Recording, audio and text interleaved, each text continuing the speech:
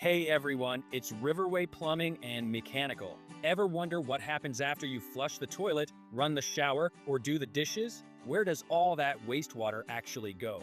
Today, we are breaking down what a sewer line is and the two main ways your home deals with wastewater: city sewer and septic tanks. First up, the basics. Every home has a main sewer line. This pipe runs underground, carrying all the used water and waste from your sinks, toilets, showers, and laundry out of your house.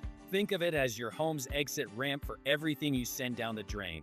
Now, where does it go after leaving your house? That depends on your setup.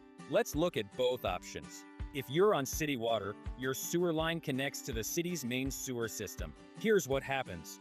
Wastewater flows from your house into a big city pipe under the street. From there, it travels to a wastewater treatment plant. At the plant, the water is cleaned, treated, and safely released back into the environment, sometimes even reused. Not everyone is on city sewer. If you live outside city limits, you probably have a septic tank. Here's how that works.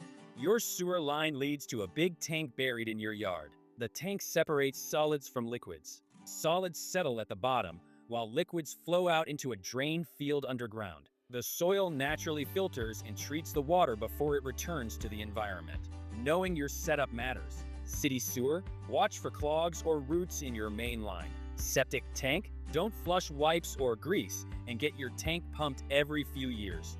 Either way, if you notice slow drains, gurgling pipes, or bad smells, call a pro. Got questions about your sewer line or need help with repairs? Riverway's here 24/7 for emergencies, and we offer trenchless repairs that won't tear up your yard. Call us today at 812-327-8080 or visit us at riverwayplumbing.com.